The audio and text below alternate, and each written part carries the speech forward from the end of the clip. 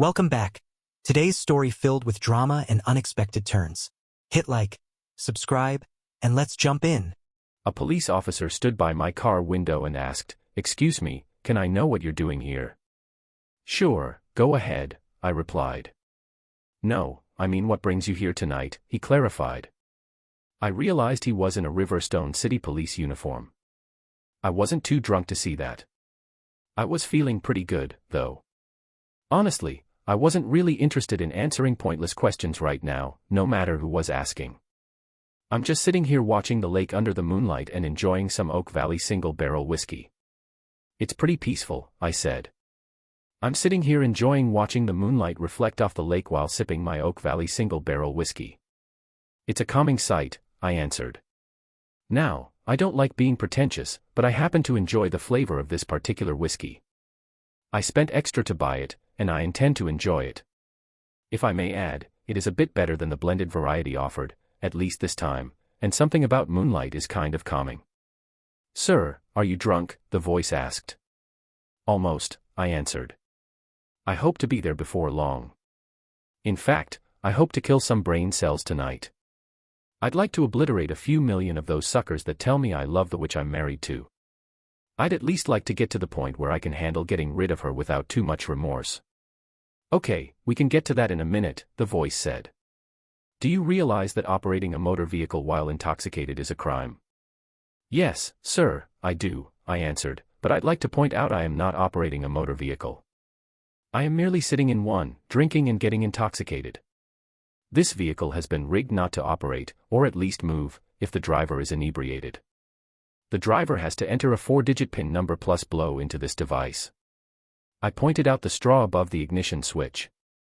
"Any alcohol content above 3/4 of the legal limit renders the vehicle inoperable. I am certainly incapable of operating this vehicle." The voice pointed out that the interior light was on, as was the radio or at least the sound system. "Yep, that all works," I said. "I want to see well enough not to spill when I pour my whiskey. I could listen to music if I wanted, but right now, I just want a little background noise. It's cool enough not to need the AC. I'd also like to point out that while the engine may turn on automatically occasionally to recharge the battery, the car cannot be put into gear and driven. So, would you care to explain why you are sitting out here in a city park drinking?" the voice offered. I looked at him closely. "Well, sir," I offered, "I needed a place to sit and collect my thoughts. Home is just not conducive to that endeavor at the present time." I wondered how he'd react to my changed manner of speech. "You do not need to call me sir, officer will suffice, or you can call me by my name, Noah," he said. "May I see your driver's license?" I handed it to him, and he passed it to his partner. I'm sure he had already run the license plate number, so he knew I owned it. Maybe he was just checking who was using the car. I almost laughed. I could understand some of the politically correct society was throwing at us, but cops offering their first names in a non-violent encounter. This guy seemed unflappable. "Well, instead of calling you officer, 3 syllables, I figured I'd cut that short and call you sir," I said. He looked at me closely, then grinned. You aren't that drunk, are you?" he asked. He could tell I was just being a bit of a smartman. "Oh, I'm every bit that drunk," I answered. "I'm just not that stupid and can maintain, for now, at least. I really don't give a crap if I get too drunk to cope." I was aware of the cop's partner stepping back up to return my license. They obviously had no intention of leaving, but they hadn't ordered me to step out of the car either. I wondered about that. They stood there, hunched over, while they observed me, looking uncomfortable. Both refused my offers for a drink or to sit in my car where they could relax. Their sergeant arrived and conferred with them. I guess later on they had quickly established my identity. When the first officer came back, he walked around the car and sat down in the passenger seat. "How about we talk a bit, Mr. Fisher?" I liked the young man. I told him the last Mr. Fisher I knew was my father. "My name is Liam." He smiled and nodded, then asked if I had somebody he needed to call. I shook my head and said not unless it was illegal for me to continue my drinking, and then he could call my lawyer. "Drinking alcohol is legal in the park until midnight," he said. "Then I'll sit here until then, or until I'm ready to leave, and I'll either call a ride service or my daughter to come get me." I'll need to talk to her anyway.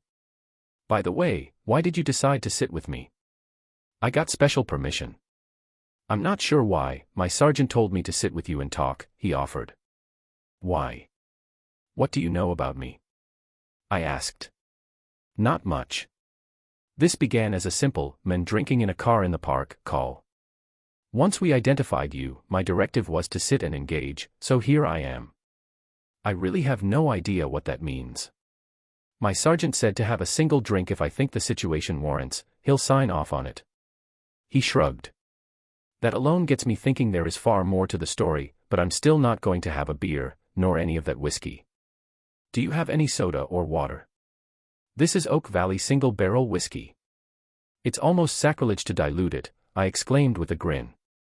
But there might be a soda you'd like in the cooler behind your seat. I like something caffeinated now and then, so I keep some stocked. He reached back to open the built-in cooler unit. What kind of car is this? It looks like a regular hybrid from the outside, but everything in it is tech. This is no ordinary car. Who are you? I ignored the young cop's obvious confusion and changed the subject by asking, are you married? He shook his head. Well, I won't be for much longer. Have you ever thought about marriage, or rather, the sanctity of marriage? Fidelity versus infidelity. Well, yeah, Noah offered hesitantly. I'd expect my wife to not screw around, and I sure as hell would not. I had a girlfriend who thought, since we weren't married, she could still have sex with whoever she wanted. We aren't together anymore, not once I caught her with some guy. I asked him what he did. I almost did enough to get kicked off the force. I pushed my service weapon into his balls from behind and offered to blow them to kingdom come. He was screwing her from behind when I got home. If I'd known they were recording their time together, I still might have punched him in the balls, but I'd never have pulled my weapon. I laughed and offered my fist for a bump. He grinned back. Of course, he begged and cried and then later tried to file a complaint. He was taken aside and told he'd have a hard time if he pursued anything, and he might not even be able to walk down a street without having to show ID every block or two. If he spit on the sidewalk, he'd be arrested. He got the message and left town. I still got a letter of reprimand. That was a total gift, and only because a senior officer had been in a similar situation a few months before, and they covered for him. Well, that is a better story than I have, I confessed. I'd have loved to catch the scum sucker while he was screwing my wife. I might have pulled that trigger, though. I'd certainly have nailed his balls, even if the scum sucker is half again as big as me and a dozen years younger. Noah looked at me. Okay, I take it your wife is cheating, and you know who it is. I nodded, the kid was perceptive. You didn't catch them in the act. I shook my head.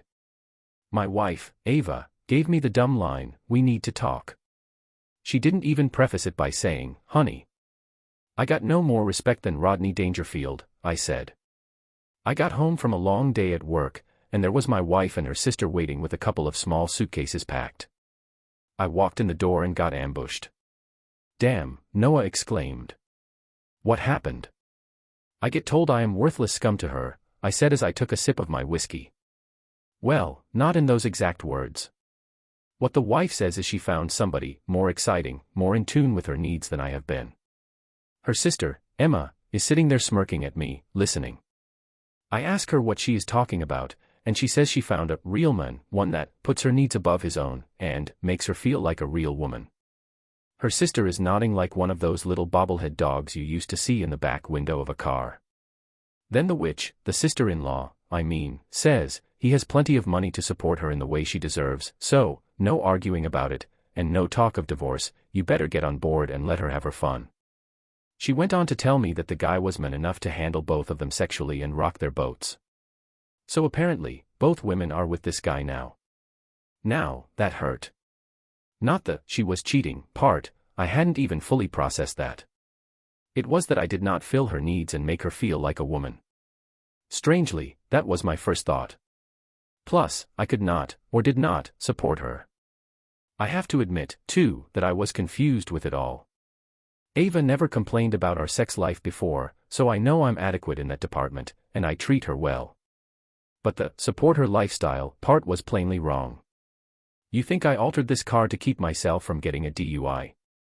I built this thing because my brother-in-law was a chronic drunk, and I was trying to protect his butt, doing my part as a member of the extended family. He'd have to enter the pin and blow into the analyzer before he could drive home after drinking.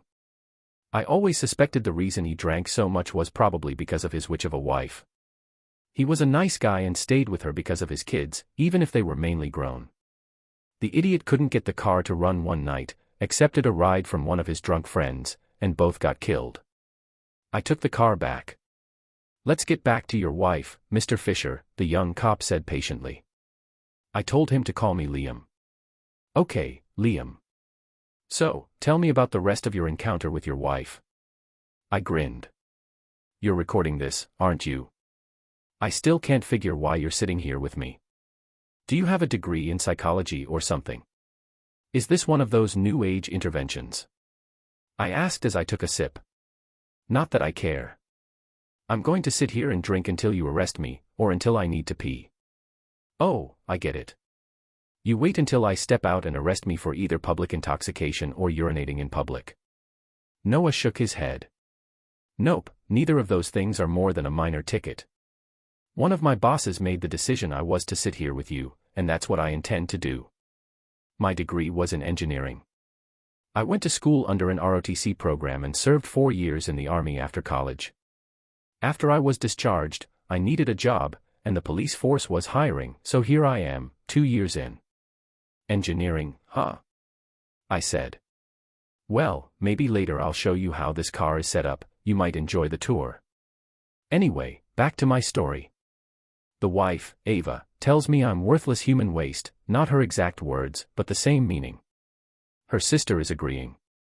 They picked up their little cases and walked out the door laughing. My wife said she'd be home Friday afternoon or evening, and we would discuss it. "Fat chance I'll be there for that," I muttered. "I have a daughter who just graduated college, and I need to call her. I'm a little afraid to, though. She's at that vulnerable age, trying to start a career and maybe a social life while living on her own for the first time. How do I tell her that her mother is a cheating witch? Worse, what if she knew already and was afraid to tell me? Even worse than that, what if she knew and condoned my wife's cheating? I couldn't take that betrayal. I began to shake, I almost lost it. "Hey, guy," Noah said abruptly to break me out of it. "I mean, Liam, Mr. Fisher." He paused to regroup. "Let's approach this one step at a time. You haven't talked to your daughter, correct?" I nodded, then shook my head, confused about which way to answer. "Tell me about her," Noah said. I relaxed a bit. "I love my daughter. She came along only a year after Ava and I got married. We tied the knot while we were still in college. Ava said no more kids, so that was it, one kid, no matter what I wanted. And yes, my daughter is mine," I added, seeing Noah's expression. "She even resembles me, or rather, the females on my side of the family. She's not as ugly as me, thank God." Noah laughed along, which made me feel better. "She's smart as a whip and decided to study data science instead of engineering, even though she has the aptitude. You ought to call her now," Noah suggested. I bowed my head and shook it. He shrugged, but I could tell he wasn't going to let that go. "Later, maybe," I conceded, not happy about the idea. "I don't want to leave my car here, and I'll need a ride when I do. I need to figure that out. I'm just not ready to go." I paused. "That's part of what I've been thinking about, making plans about how I want to go forward. If you keep drinking that whiskey, you aren't going to remember any of those plans anyway," Noah offered. "Sure I will," I said. "I have a voice-operated recorder going. I've been making notes." I looked at him and said, "Sorry, I should have led with that to tell you our conversation is recorded automatically. I just assumed your body cam was on. I expect to have anything I say recorded." "So, do you know who your wife is seeing?" Noah asked. I nodded my head. About that time, he received a call on his radio. He stepped away from my car, and after a few moments, he returned. "Mr. Fisher, what is your job with Next Gen Dynamics?" he asked. I shrugged and told him I was an engineer. Noah smiled. "More than that, a very senior engineer, right?" I nodded. "This just got more involved then, sit and engage."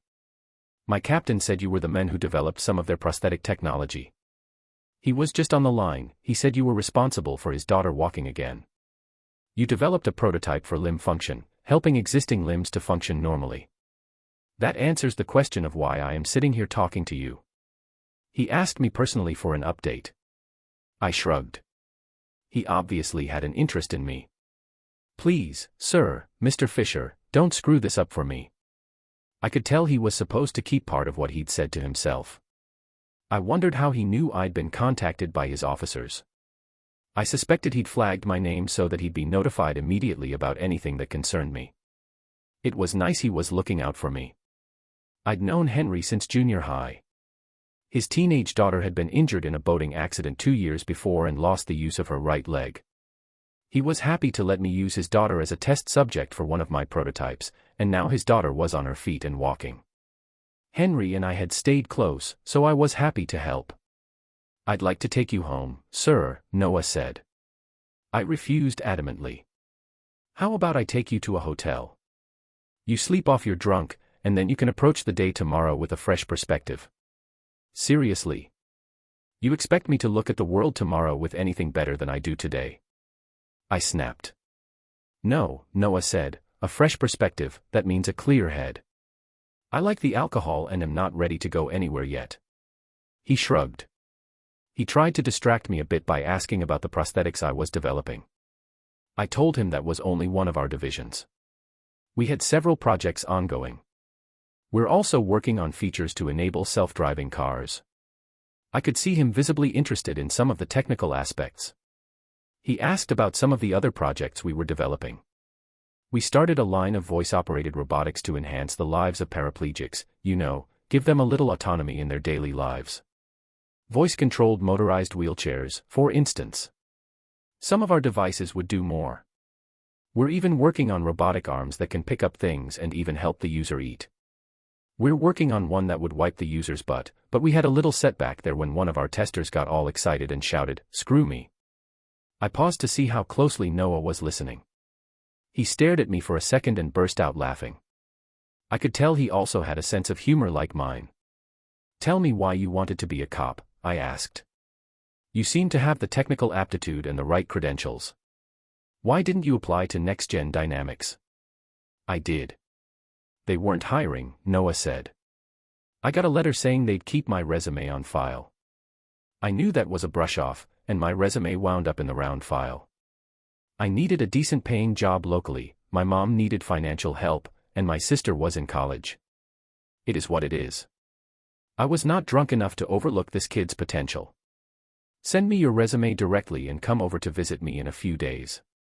I have a few obvious personal issues to work out first, but I'll see what I can do, that is, if you're still interested in that type of career. He stuttered a thank you, then took a deep breath and got back to the task at hand. He was not going to let himself get sidetracked, nor possibly bribed. How did you find out the name of the guy your wife is seeing? He asked. I followed my wife and her sister to the Skyline Suites. Nobody pays attention to a little hybrid sedan like this. I watched as they met the guy in the lobby. That was all it took. The guy embraced and kissed both my soon-to-be ex-wife and my sister-in-law. Noah looked at me suspiciously. He didn't state the obvious, that I had to know the individual. So I did. Yep. I know the scumbag, Oliver Grant. I'm curious if he deliberately set out to cuckold me or if he's just playing games. But he is certainly not the well-heeled rich guy my wife thinks he is. I'm guessing you make a pretty decent living, Mr. Fisher, Liam, Noah said. I mean, if you're a senior engineer, after all.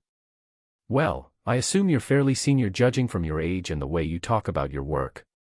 I wonder why your wife would think she needs more money, or if that's just something she said to bother you. You're curious if Ava is just a bored wife out looking for sex, or if she's a money-grubbing witch thinking about trading up, I said. Probably a little of both.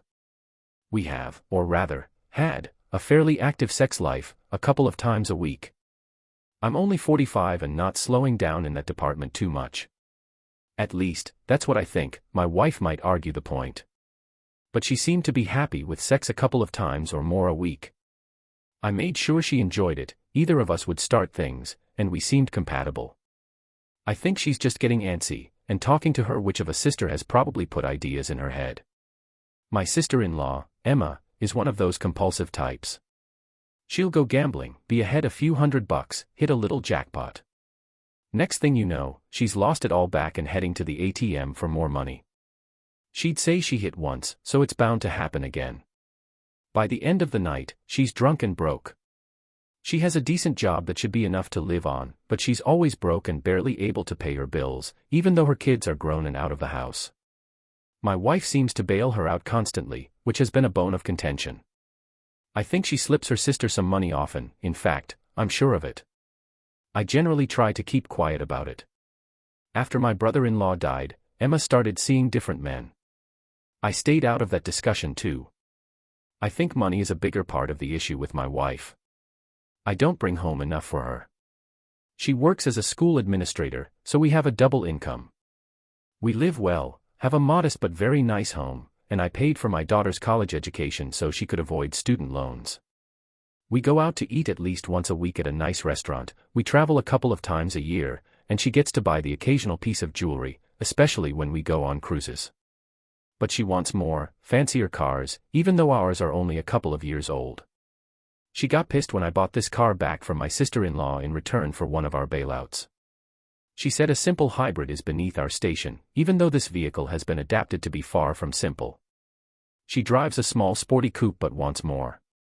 She claims I should go in and demand a raise. I know I could get one, but she'd just spend the extra or give it to her sister, and we'd be right back where we are. I didn't add that my brother has a nicer house, or at least a bigger one than mine, but he also has more kids. I told Ava years ago that we didn't need a bigger house with more useless, unfilled bedrooms. She never budged on the no more kids front. I don't want to be a jerk, Noah offered, but it seems like your wife might be unhappy you weren't pushing for a raise. She seems to think you should demand it. Even if you think your lifestyle is good, she thinks all you have to do is ask, and you refuse.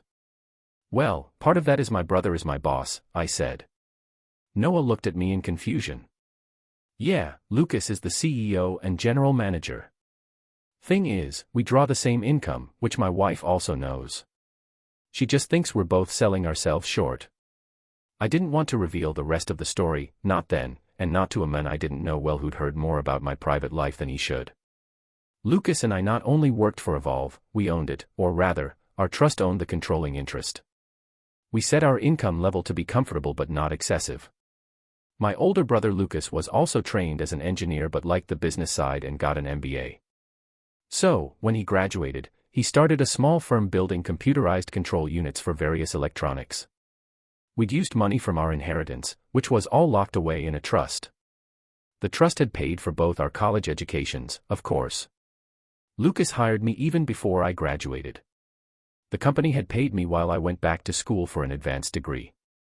I'd been married at the time with a baby, so my wife welcomed the money. We just never bothered to let it be known how the company's infrastructure was formulated.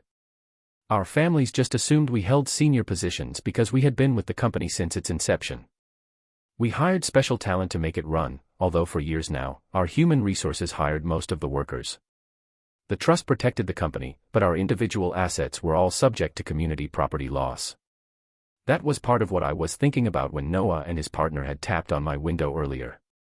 So, your wife thinks you're too soft to get with your brother and demand to be paid what you're worth, Noah surmised. I nodded. He didn't come out and say it or ask, but I could tell he wondered if I was a wimp. Maybe I was, in my wife's eyes, but I was happy with my job and my current lifestyle. We could live even better if she didn't squander our money on her sister. So, have you made any decisions so far? He asked. I told him only that I would be getting a divorce. I was not about to accept the disrespect, 22 years of marriage be damned. I think you need to have a talk with your daughter. You may be afraid of her reaction, but you need to hear it, he offered. I nodded reluctantly. Then he suggested he drive me home, and when I cringed, he said, well, your wife isn't going to be there, but I can see where you might be reluctant to stay there, you know, be seen as the rejected husband waiting for his wife to come home. I raised my middle finger. He shrugged as he smiled, knowing he was getting a reaction. Were it me, I'd be packing up my wife's things and trying to establish my territory. But if your situation turns out like one of my fellow officers, your wife is going to just move right back in.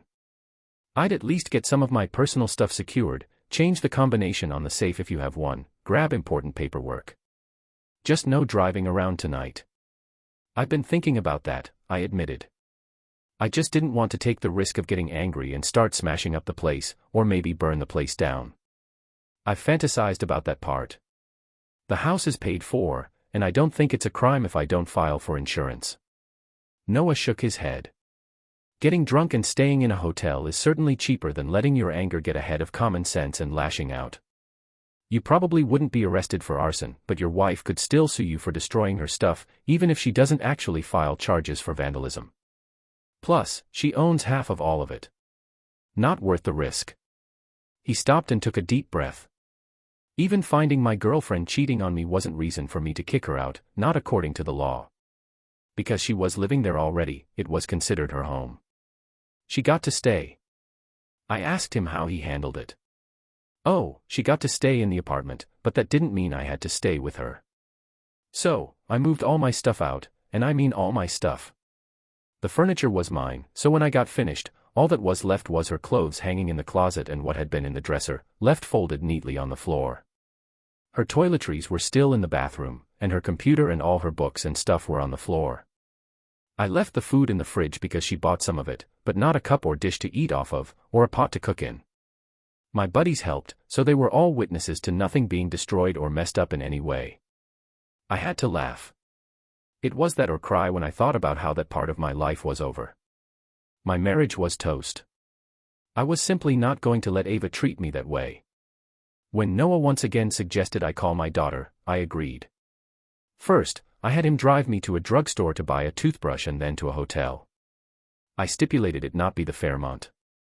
Once I checked in, I called my daughter. Noah called one of his fellow officers to pick him up, and after we exchanged phone numbers, he left. Dad. Why are you in a hotel? My daughter, Mia, asked immediately. Did something happen between you and Mom? I told her I would prefer to talk to her in person if she was available. Hell yeah, I'm available. I went out to dinner with my friends, but I'm always available for you. I'll be there as soon as I can. After I hung up, I realized I'd forgotten to tell her not to call her mother before we talked. But then I decided I didn't care.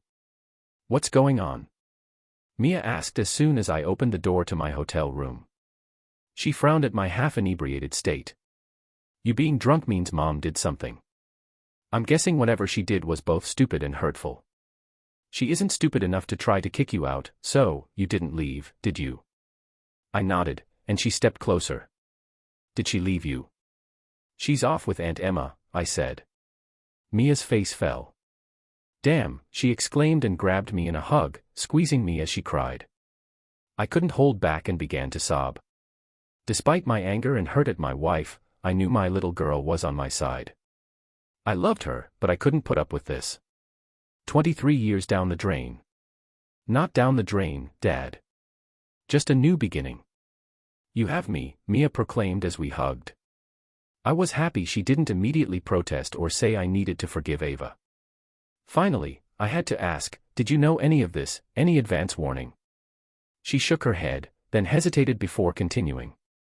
Well, I suspected something was up. Mom and Aunt Emma have been spending a lot of time together. Surely you noticed that, Mia offered. I agreed. Ava even stayed over at her sister's house overnight on occasion. Mia's eyes widened as the light bulb came on. Well, Emma has been doing a lot of partying, and by that, I mean going out to bars, dancing, and whatnot. She didn't say it outright, but I'm sure she's been sleeping around. She'd see some guy and comment on his looks. Mom even said once that she sort of wished she could do that, then added something like, but I'm married. And at times, she complained that you could make more money, all you had to do was ask for a raise. Mia blushed. I don't like to say it this way, but Mom said several times that if Dad would grow some bigger balls, he could go demand to be paid what he's worth. He can't even stand up to his own brother, for Christ's sake. I shrugged and said, we had enough money to live well if Ava didn't waste it. Oh, I know, Mia nodded. I've watched her waste money, especially after you wouldn't let me. You gave me an allowance the whole time I was in school. I mean, even after paying all my bills, you told me to consider that my pay for being a student and getting good grades. I had to live within that amount or do without. I think you deliberately limited how much I got, so I had to learn to budget, Mia said. Mia broke off, looking over at the minibar. I can't drink that whiskey straight. I need to mix it. Do you want to pay the high cost of this minibar, or should I walk down and use the soda machine down the hall? I need a drink while you tell me what happened. The thought made me laugh. Even now, she was thinking about the economical choice. She really was my daughter. For one thing, this is not cheap whiskey, it's high-dollar single barrel, cost me over $100 a bottle. But save the walk, we'll spend the money, half of it is coming out of your mother's share anyway when we settle our property. That statement set me aback. So, this is not something you're willing to forget and forgive, more than an argument about money. I told her it was much more and laid it all out. I gave her a detailed account of my time, from when I came home to her mother showing up, including what I observed at the Fairmont with Ava and Emma. A cop sat with you in your car and then drove you here, she asked, impressed. I nodded. Heck of a nice guy, I said. Smart, he'll be successful at whatever he does. He gave me some advice, like not going home to burn the place down or throw all your mother's stuff out on the front lawn for the neighbors to see. Although, I am not about to hide any of this from anybody. She made her decision, I made mine. As far as I'm concerned, I'll let everybody know what a cheating witch she is. She might even like the advertisement, let everyone know she's on the market and available. Maybe she's deluded enough to think she can trade up, like she said, or maybe she's trying to push some agenda to get me to accept her new decision to do what she wants. But I'm not playing along. You sat and thought all this out while sitting in your car and drinking? Mia asked, slightly amused. I'm not as stupid as everybody thinks, I said. I can think through a situation. Your mother didn't just suddenly get hit by some impulse to be a witch. She and Emma have been planning this, it's been brewing for some time. Mia nodded as she listened. What bothered me earlier was how much she might have told you, and if you were on board. That got a reaction. Mia stared at me, her mouth open, then turned to a glare that softened into tears. You can't believe I would be part of any plan to screw you over, Dad, she cried. I shook my head. I knew for sure she had no inkling of her mother's intentions. I just had all kinds of thoughts tonight as I sat drinking. How it came about, what really happened, who knew, I said. My thoughts were all over the map. Well, I can tell you this, Mia declared. She might be my mother, but that's not going to stop me from telling her what a dumb witch I think she is. She asked me what I planned to do next in the short term. I told her what Noah had said about how he handled his girlfriend's cheating. He's not an expert, but I have to applaud how he handled the situation, I said. He was decisive, handled it directly, but kept his cool. I hope to be as cool. But I can tell you this, there's no way back. I'm just not wired to forgive this. This is not some one-time drunk mistake that can be smoothed over with counseling. This was a deliberate decision to destroy me, to rub my nose in it. Your mother might try to tell me it was just sex or she was just trying to get my attention. Well, she messed up if she did, Mia said.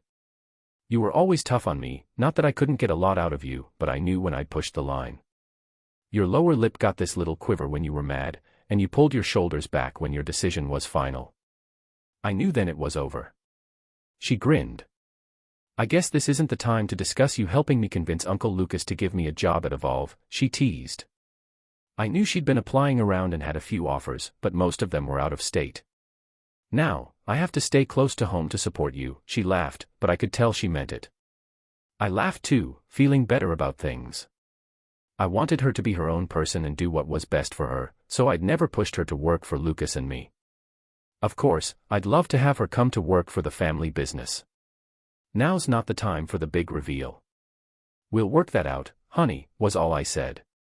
Mia and I talked for a few hours. She was too drunk to drive after a few drinks, so we sent down to the lobby for a complimentary toothbrush. She slept in the other queen-sized bed. I heard her get up a couple of times to go to the bathroom. I woke to the sound of the shower running. Mia emerged fully dressed, her hair damp.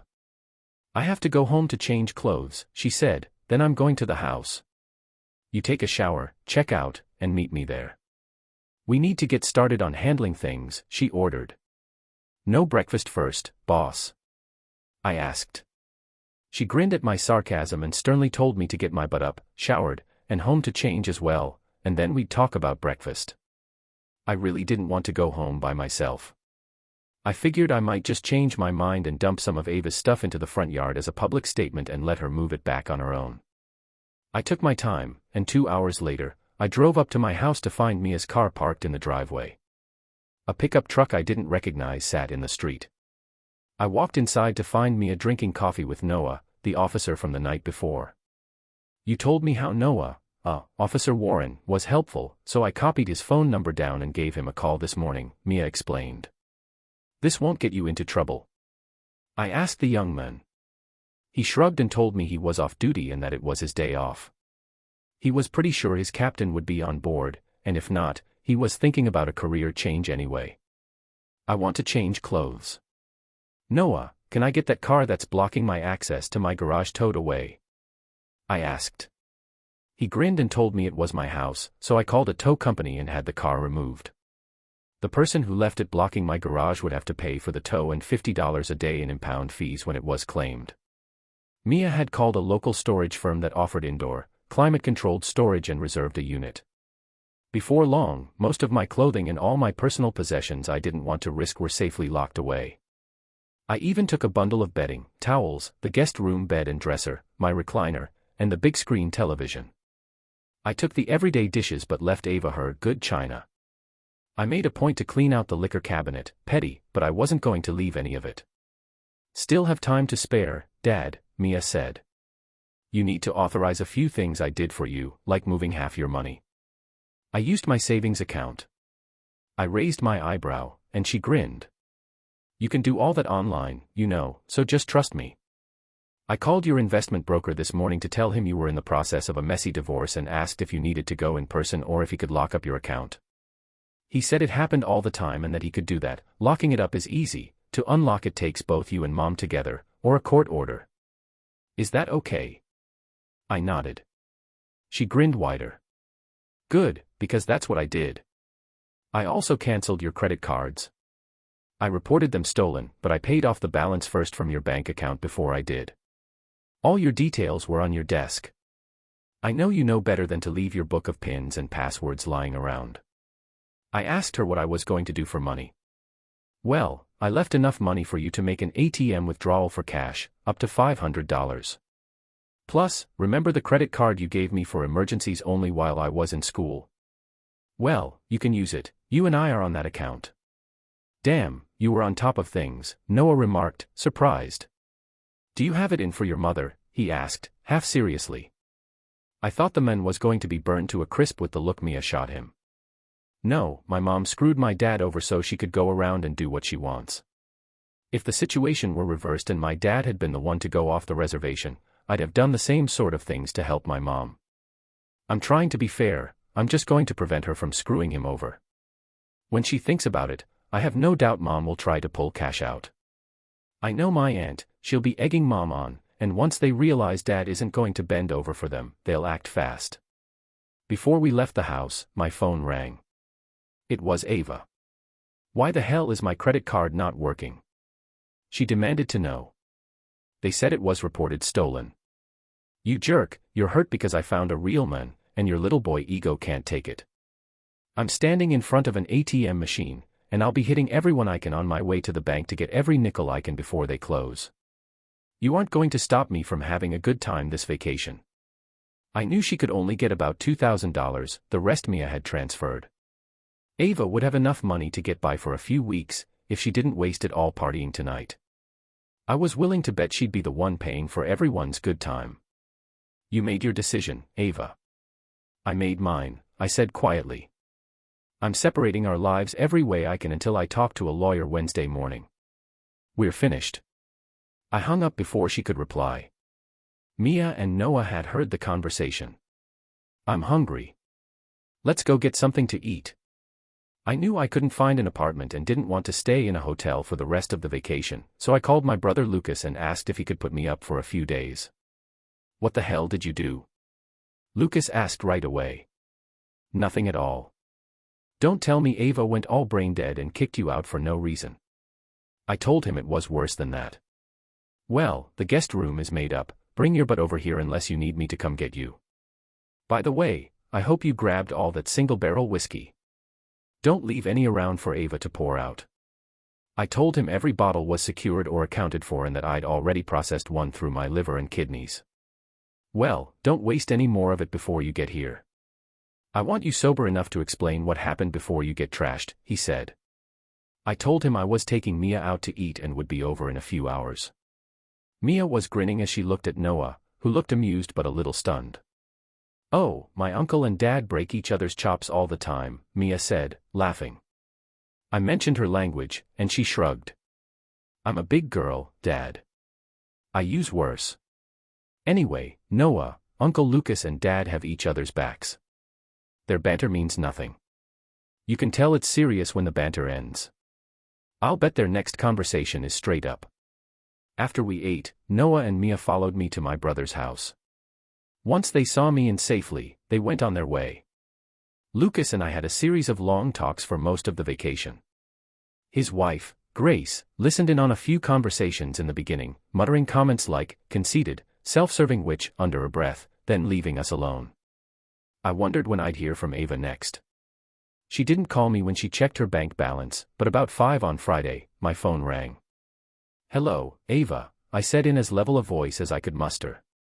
What the hell have you done? She practically yelled. Where the hell is Emma's car? I thought you were just pissed and canceled the credit cards, trying to stop me from having a good time. You had her car towed. You mean that piece of crap car that was blocking access to my garage? I asked.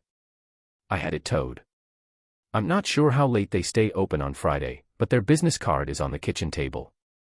You'll have to pay the towing and impound fees to get it back, though. I hope you saved enough of your party money for that. Is your little male ego so bruised you had to take it out on my sister? She grated, and I could hear Emma in the background, yelling and calling me all sorts of names. I told you we'd talk when I got home and I'd tell you how things were going to be. But first of all, your comment about my little male ego just cost you, I said, trying to keep my tone even. Secondly, I have no interest in hearing you dictate how things are going to be. You made it clear you were going out to party around and that you'd found a better man, so as far as I'm concerned, he can have you. Did you seriously think I'd stick around to listen to you lay down the rules? I took a breath. If you look around, you'll see I cleared a lot of my personal stuff out of the house. I told you yesterday I was separating my life from yours. I'll just take my bruised ego and leave you to it. If you have something productive to offer, say it. Otherwise, hang up.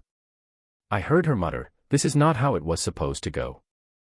In the background, Emma could be heard saying, tell the chicken to back off, he'll come crawling back before long. I hung up. Surprisingly, I wasn't upset, I felt cold inside, totally frosty. I realized I might mourn the death of my marriage later, but right now, I didn't really care. However, I certainly wanted to get some payback. I halfway expected Ava to call me back to curse at me after she looked around the house, but I didn't hear another word from either her or Emma until late the next day. I'd taken Wednesday off to talk to our corporate attorney, who quickly directed me to a divorce lawyer. I received the usual unhappy news of what happens in a divorce: I'd lose half of everything. Fortunately for me, my trust protected my business interests. Ava made about the same income as I did, so alimony wouldn't be an issue. We had a little in personal investments, around $30,000. We'd mostly spent our extra income on Mia's college education and bailing Emma out of her financial messes. Our main asset was the house, which I'd be happy to sell or let Ava buy me out, though I knew she couldn't afford it without a big loan. I made plans to have Ava served the following afternoon. I honestly thought I wouldn't hear a peep out of her until after she was served, and then it would be vindictive screaming. But at about 3 in the afternoon, she called me. I'd like to talk, she offered quietly. So, talk, I told her. Not now, I'm still at work. Can you come home, and we can talk in private, she said. Nope, I answered succinctly. You can close your office door and talk now, or call me back after you leave, but as far as my driving all the way to the house for 2 minutes or less of discussion, it's not worth the effort. What do you mean, 2 minutes? Is that all our marriage is worth to you? She asked, perplexed and starting to get angry. No, it's worth far more than that, I answered. The time for a serious discussion was really before you started fooling around. I heard her take a deep breath, but I cut her off. I'm still willing to talk. I'd like to hear what you have to say, but I know your sister will show up, start running her mouth, and I will walk out the door. Or she'll get stupid and try to block my car in. That will result in one of two things. Either I have it towed again, or I break her window to get access, release her emergency brake, and push it out of the way. Then I get arrested, I said, almost smiling at the thought.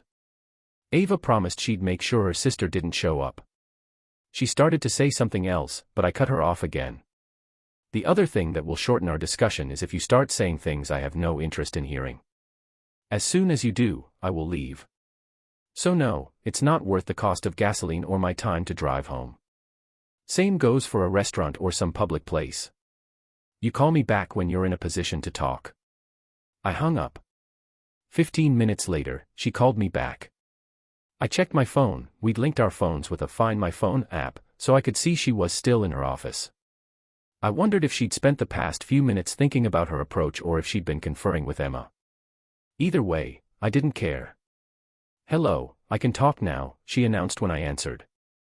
Okay, a few ground rules, I said.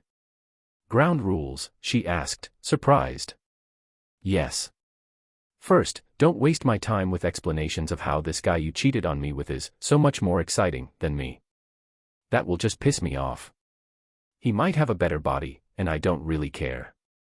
You never complained before, nor did you suggest something more adventurous to try, although I'm not sure what that might have been. We used to experiment with various things. Don't tell me he paid you compliments and told you how beautiful you are. I did that, too. Besides, of course he would butter you up, that's what guys do when they want in your pants. I heard another gasp, or perhaps a sigh, that told me she'd indeed intended to say something along those lines. I continued, I also don't want you to start telling me this was only sex and that it's me you really love. We use toys together, and I know you used them in private. And of course, I was never jealous of them, so don't think to tell me this guy was no more than a toy with a human attached. This time, I heard a whimper. I suspected I was busting every one of her arguments before she could make them. And don't tell me this was your first and only time cheating. The way he greeted both you and your sister told me he knew you well. This was certainly not your first time with him. I don't care if it was your second or your 100th. But both of you screwed him before. How did you know that? She cried. I'm sure you didn't hire a private investigator, you had no clue before Friday evening. We were so careful. I almost laughed. She had completely forgotten about the car blocking the garage. I didn't want that getting back to him, not yet. So, hearing all those rules of what I don't want to hear, what do you have to say? She began to cry. I let her cry for a bit, sipping my beer as she sobbed quietly on the other end. It struck me how detached I felt, like an observer rather than a participant in the dissolution of my marriage. After a few moments, she spoke up, voice shaky. We've been married for 23 years, Liam. Isn't that worth saving? I tried not to laugh, it wasn't a happy laugh but one of disbelief. You apparently didn't think it was worth saving when you decided to start cheating on me. Another gasp from her end, and she stammered, Liam, it wasn't just about the sex. Tell me, did your boyfriend know you were married? I cut in. She whimpered, I think so, well, yes, he knew.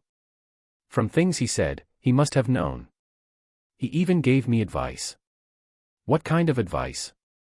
I asked, already feeling the answer coming. He said if you got upset, I should remind you how much a divorce would cost. He told me you'd lose half of everything and would even have to pay me alimony. He also said you wouldn't want anybody to know you'd been, well, cheated on. Her voice was small, barely audible. He told me I'd be in charge, that I could do what I wanted if I played my cards right. Emma told me the same thing. She believes him. So he knew we were married and didn't care, I said coldly. And you knew, obviously, and it sounds like you don't care either. This guy played the power card from the beginning, didn't he? Because of your fragile ego, you let him convince you that I'd just fall in line. Please, Liam, she whispered, her voice pleading. Can't we stay together? Answer me this, Ava, what do you think we're going to accomplish by talking now? I asked. I want us to stay married, she said, a little louder, her voice choked. You really can't get over your fragile male ego, can you? Without a word, I hung up. As I stared at the phone, I realized I didn't feel a shred of remorse. Ava's words were hollow, an echo of the same manipulative line she'd been using since this started. My patience was gone. My mind drifted back to the confrontation I knew I'd have to handle at work with Oliver Grant, the same man who thought he could coast into my life and ruin it without consequence. Tuesday morning, I arrived at the office early, sitting down with my brother Lucas to prepare. At noon, Sam, unaware of who I was or my connection to Ava, strode into Lucas's office, oozing confidence. His surprise was evident when he spotted me sitting to the side, but he tried to play it off. "Mr. Fisher, you wanted to see me?" he asked Lucas casually, barely glancing my way. Lucas was calm, his tone almost pleasant. "Yes, Sam, I wanted to discuss your recent performance. We've had a few concerns about your conduct with certain clients." Sam's posture stiffened, his smirk faltering. "My conduct? What do you mean?" Lucas leaned forward, hands folded on his desk. "Tell me about your vacation." "My vacation?" Sam glanced nervously at me before replying. "I spent time with a client from Prime Tech Systems, then had a quiet evening with a couple of friends. Nothing unusual." Lucas tilted his head. "I understand you were at the Skyline Suites. And these friends, were they clients, or perhaps just personal connections?" Sam swallowed, his smirk returning, though weaker now. "Well, it's none of the company's business who I spend my personal time with, right? I wasn't representing Evolve over the vacation. Actually, it is our business when it involves your behavior on company time or company expenses," Lucas replied smoothly. "How exactly did these friends join you at the Fairmont?" Sam shifted, visibly uncomfortable. "Look, I'll be upfront. I like a little adventure on the vacations. These were two sisters I met, both married, but they wanted a little fun, you know. Nothing wrong with that.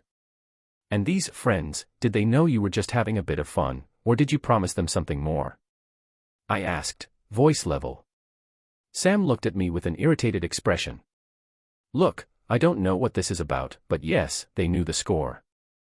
I tell these women it's all for fun, I don't make any false promises. And what about telling them I'm some wealthy executive from out of town?" he continued, chuckling nervously. "I go by Evan, usually, sometimes Greg, if they ask. It's harmless." Lucas pressed further. "So, you don't think it's misleading to pose as someone else, seduce married women, and encourage them to upend their lives based on lies?" Sam shrugged. "They want to feel special. If they're willing to step out on their husbands, that's on them, not me." I looked him squarely in the eye. "The two women you met this vacation. Those were my wife and her sister." Sam's face drained of color, his usual cocky demeanor replaced by shock. "Wait, what? No. I mean, I didn't know. You're serious?" "Yes, Sam," I said, my tone unyielding. "Very serious. You thought you could just waltz in, wreck my life, and walk away without a second thought." Sam started to protest. "This is all a misunderstanding. They both knew it was just a bit of fun, nothing serious. I didn't promise anything." "You didn't need to," I said coldly. "The damage is done. And by the way, as of now, you're terminated for misconduct. Security will escort you out." Sam's shock turned to indignation. "You can't do this. It was consensual, I didn't do anything illegal." Lucas replied firmly, "Louisiana is an at-will employment state, Sam. We don't need a reason to fire you, though I'd say this is a pretty clear one. Consider yourself lucky we're not pursuing this further." As security arrived to escort Sam out, he yelled, "This is outrageous. Everyone will know you got cuckolded by me, and you're just mad about it. You'll be a joke." I looked at him calmly. "Feel free to tell anyone you want. I'm not hiding this, everyone can know what you and Ava did. Just remember, you'll be telling them as an unemployed man." As Sam was led out, Lucas turned to me with a grim expression. "Think we need a drink after that one, don't you?" I chuckled, though it felt hollow. Yeah, a drink or three. We've got some more to prepare for, though. As we left the office, I couldn't help but feel a weight lift. For the first time, I felt like I had some control back in my life. The fallout from my marriage would continue, but at least I was done with people like Sam. There would be no going back, but I was okay with that. Later that evening, Lucas and I were sitting in his living room, sipping our beers, when my phone rang. It was Ava. "Here we go," I muttered, putting her on speaker so Lucas could hear. As soon as I answered, her voice boomed over the line, seething with anger. "Do you have any idea how humiliated I was today?